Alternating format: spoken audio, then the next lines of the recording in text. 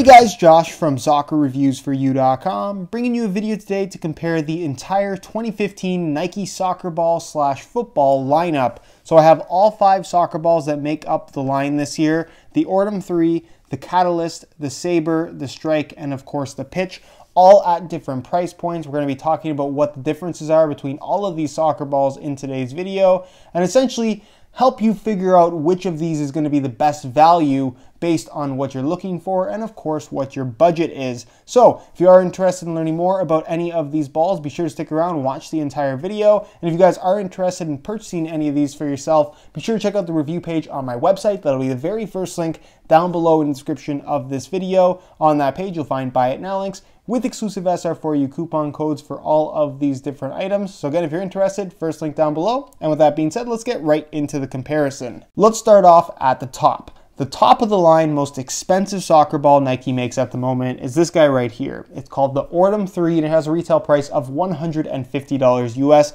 which is an obscene amount of money to pay for a single soccer ball. Is that price going to be worth it to a lot of people? The answer to that question is quite simply no. There's nothing I can say that's going to justify the $150 price tag. It's something you either want or you don't. It's just that simple. As far as why it costs $150, that's something that obviously Nike decides on their end. I'm sure it does cost more money to actually make than a cheaper soccer ball would, but they're kind of price matching with everybody else. The going rate for a top-end match ball is right at that $150 price point, so not too surprising that this thing is also $150. With that said, I think that nobody's arguing that this really is the best of the best in terms of quality, performance, as well as durability. If you want the best soccer ball money can buy, this is really it. Or anything from Adidas or anything from the other brands that are making $150 soccer balls. They all tend to be pretty good, but of course offer a slightly different feel between them all. As far as what the Ordem 3 has on offer, it's a pretty unique design. It's a 12-panel construction, so you have 12 of these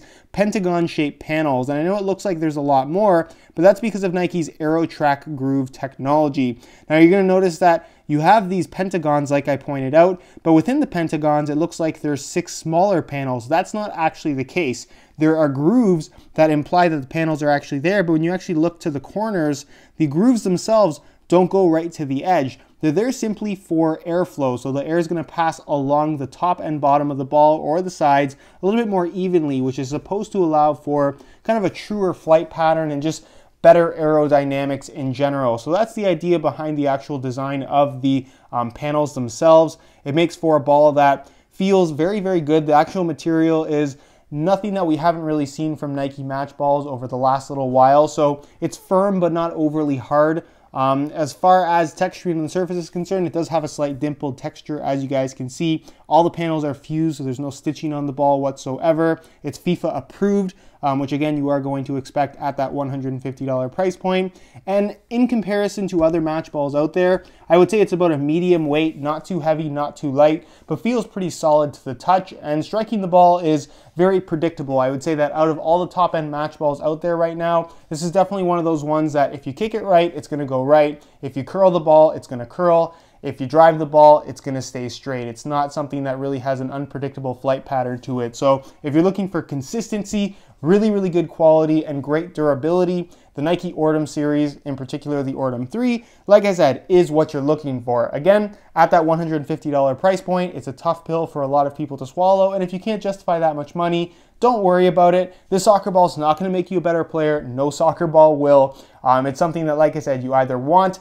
or you don't, based on what you're looking for. But again, if the best of the best is what you're looking for, Ordem 3, the best ball Nike makes at the moment. The next ball in the lineup is the Catalyst, which has a retail price of $80 US, nearly half the price of the top-end Ordem 3. Now, the first feature I want to point out at that $80 price point is the fact that this ball is also FIFA approved, just like what you're going to find with the Ordem 3, which means it's just as capable. It can be used in an official FIFA-sanctioned match. Does that mean that the Ordem 3 is a ripoff and the Catalyst is a much better value?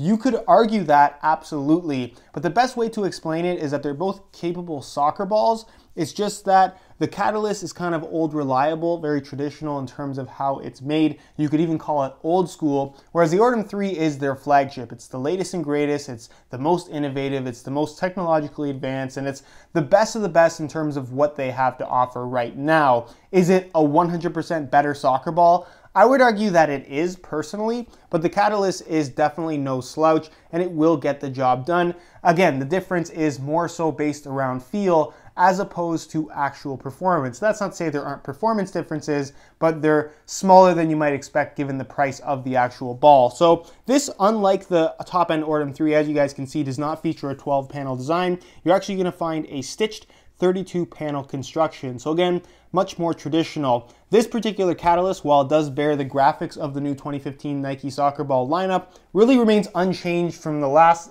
several Catalysts that they've been producing over the last 8 years plus. So nothing's really changed with this ball aside from the way that it looks on the outside in terms of the graphics, not really matching what you're going to find with the panel shape here. The panels themselves are technically hexagon in shape, but you can see the hexagons are rounded at some points and kind of curve in at other points. But again, 32 panel design, all stitched construction, synthetic leather material for the actual casing, and it's fairly smooth to the touch, kind of slippery, doesn't have that same kind of slightly textured dimpled finish you're going to find on the Ordem 3. So that makes a really big difference in terms of feel and performance. Speaking of feel, this ball will feel a lot harder than what you're going to find with the Ordem 3, and obviously doesn't provide as much grip against your shoes or your foot. And I would argue as well, feels a little bit lighter and a little bit more floaty. It has more of a traditional soccer ball feel, whereas the new modern balls, whether it be the Ordem 3 or something from Adidas, for example, those tend to feel a little bit more weighted and they tend to fly through the air a little bit more quickly. So that's kind of what you get with a modern match ball, whereas these more traditional 32 panel construction balls, they get the job done. They're very, very good. They're arguably the most predictable out of all the soccer balls out there that are FIFA approved. But again, they're just not the same as the top of the line modern soccer balls that are available right now. So if you have half the budget to buy a soccer ball, half the budget of $150, let's say, the Catalyst is a very, very solid option if you do want something that is FIFA approved and is still going to be very good in terms of performance, build quality, and of course, durability. The next ball in the lineup is the Nike Sabre, which has a retail price of $40 to $45 depending on which colorway variation you go for. Now I would argue that this is the sweet spot as far as best bang for your buck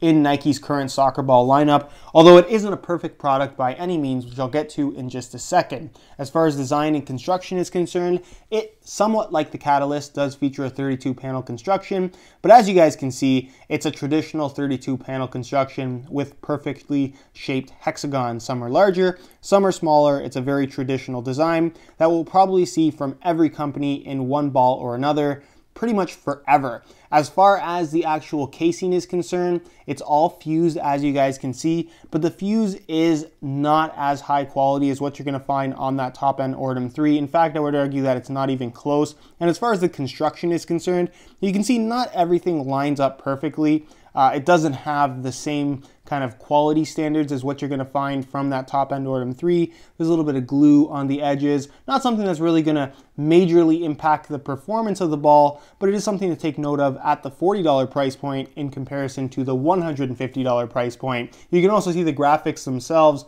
don't really line up all that well between the panels, which again has nothing that's going to impact performance, but it's worth noting in the long run. As far as the material of the casing is concerned, it's really unusual on the Sabre. It's kind of like this really dense, almost memory foam type material that has this kind of dampened effect to it. And the ball itself, because of this, just feels very heavy and weighted when you actually kick it. I would say it feels like the heaviest ball in Nike's current lineup, even heavier than the Ordem 3, which may surprise a few people. And it's one of the things that I've heard people complain about with the Nike Sabre that has the proper amount of air in it. So if you don't like a soccer ball that feels fairly heavy, the Sabre is probably not a good option for you. But at the $40 price point, it's not necessarily cheap. It's kind of right at the high end of what you would consider to be an affordable soccer ball. For 40 bucks, if you want something with fused panels, it is, in my opinion, one of the best balls that is available at that price point with that type of a feature because of the fused design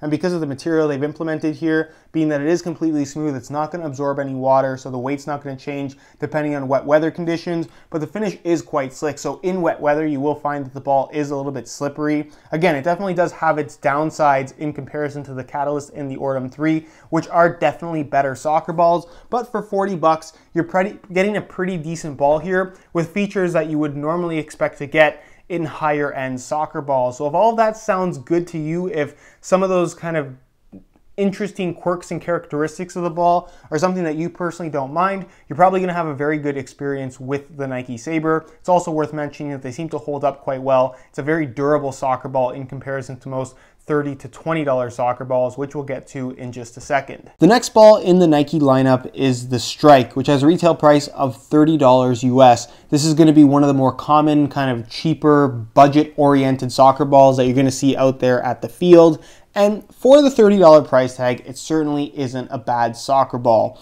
Now, the Strike has changed from previous years, going from a 32-panel design to a 12-panel design that more closely mimics what you're going to find on the Ordem 3. The actual design of the ball is, like I said, the closest thing to the Ordem 3 than anything else in the current Nike soccer ball lineup, which is kind of interesting. But again, $150 versus $30, there's going to be some major differences despite the design similarities. Now, what is similar is the 12-panel pentagon design, which obviously is not fused and obviously isn't made from the same material, but it's a 12-panel design that is kind of interesting and does impact the feel of the ball. Another design element taken from the Ordem 3 is actually the arrow track grooves, which, as you guys can see, are there. You have 6 individual panels, or what looks like 6 individual panels within each pentagon, but they don't line up and go right to the corners. Speaking of being lined up, that's something that you really notice with this particular ball in comparison to the Ordem 3. Obviously, it's a stitch panel design. Obviously, it's different materials. It's more of a foam-based casing as opposed to the kind of synthetic, specific to soccer ball type material that you're going to find on the Ordem 3. This is just a lot lower quality. It does have some texturing on the surface, but again, not to the same extent as the top end ball. And you're going to find that the arrow track grooves, which are there for kind of better airflow, don't necessarily line up. You can see they're supposed to all point towards the exact same corner. And as we look at them all closely, they don't perfectly line up. You can see this one kind of points this way, this one lines up here, this one lines up off-centered. It's not a perfect construction. The quality in the finish is very evident when compared to the Ordem 3. So you could argue that because all these elements that are supposed to be beneficial to the flight of the ball don't line up, I would argue that they're really not having much of an impact on performance whatsoever on the Strike versus the Ordem. As far as other elements you're going to get with the soccer ball, it feels okay. I'm not a huge fan when you go into cheaper balls with messing around from that 32-panel design. At least with 32 panels, you kind of know what you're getting, whereas when you stray away with that, as far as lower quality materials and just lower build quality in general, the ball tends to fly a little bit kind of unpredictably, and you don't necessarily get that with the Nike Strike here, but I do find that with these larger panels, there are kind of dead spots on the soccer ball where if you hit a corner, it's very noticeable that you hit a corner, whereas when you have a fused construction that's, like I said, a little bit more refined in terms of how it's actually made and put together, you just don't get that. So at the $30 price point, it's probably the most technologically advanced soccer ball that money can buy, but is it the best? Probably not. I would personally consider something with a 32-panel design, even if it is a little bit cheaper. Finally, we have the Nike Pitch, which is the lowest ball in the Nike lineup. It has a retail price of $20 US, and for the 20 bucks that it costs, it's about what you would expect. It's a 32-panel design, traditional construction, all stitched as you guys can see. And the overall kind of fit and finish of the ball is, again, what you would expect at the $20 price point. Not perfect. All stitched, but you can see the panels themselves don't necessarily line up perfectly every single time. You're going to find imperfections in the stitching. That is just how it is, not just with Nike, but with pretty much any brand making balls at the $20 price point. The paneling material itself is a foam-based panel with a thin synthetic layer over top. So if you are going to buy a soccer ball like this, whether it's the Pitch or anything else at this price point, just make sure that you're sticking to using it on actual grass fields, because if you expose it to cement or any kind of abrasive surface, that thin kind of material on the surface is going to rub away, exposing the foam, which is only going to make the ball fall apart even more quickly. So as long as you stick to natural grass, you should be able to get a pretty good lifespan out of this particular soccer ball. The panels themselves, as well as the graphics, don't really line up perfectly, but again, that is kind of normal for the price point that this ball is in. And the overall performance is okay. It's a 32 panel design, so you know it's going to be predictable. It's going to have the right type of flight pattern in terms of, again, just going in the direction that you want it to go based on how you kick the ball. It's not going to be overly unpredictable. And at least with that 32 panel design, you can expect some consistency in terms of actual feel when kicking the ball. The best advice that I can give with these lower price point soccer balls is not that you shouldn't buy them, but just make sure you're getting a good one, because like I said, at these lower price points, there are inconsistencies in the manufacturing process. So if you're in a store buying the ball, or if you do order a ball and it comes to your house, make sure that you inspect it closely after putting air in it and make sure that everything lines up properly, or at least as good as it can possibly be lined up, and there aren't any imperfections in the stitching or stuff like that, because it isn't uncommon to get a soccer ball like this at this price point and have these imperfections that could hurt the longevity of the ball. So just keep that in mind. Do a little bit of an inspection prior to actually using the ball, because if there is something wrong, it's best to return it and get one that is put together properly. Because like I said, there are imperfections pretty commonly at these lower price points. So if you only have $20 to spend and you're going to be using the ball strictly on natural grass, the Nike Pitch, certainly not a bad option. All right, guys, that is it for my comparison of the 2015 Nike soccer ball / football lineup. Again, it really depends on what you're looking for and mainly how much you're looking to spend on a soccer ball. They're all going to get the job done, but as you spend more money, you are getting a better soccer ball. I think there's no arguing that whatsoever. So if you do have any questions at all regarding any of these soccer balls, leave them down below in the comment section. I definitely will get an answer out to you. If you enjoyed today's video, found it helpful and informative, be sure to support it with a like. Again, if you're interested in any of these soccer balls for yourself, be sure to check out the review page on my website. That'll be the very first link down below in the description of this video. On that page, you'll find buy it now links for each of these individual products, along with SR4U coupon codes where you'll be able to pick up these products below their normal retail prices. So again, if you're interested in any of these balls, first link down below, go ahead and check it out. Subscribe if you haven't already for daily videos on all the latest and greatest soccer gear. You can find all my social media information down below in the description as well. And other than that, guys, thanks for watching, and we'll see you in the next one. We spend all that extra money over the catalyst. There's a cat in the shot. I don't know if you guys can see him. Come here. Come here. No, you gotta come here. Now you're on the camera. What's going on? Here, let's move this out of the way. Oh, come on. You're part of the show.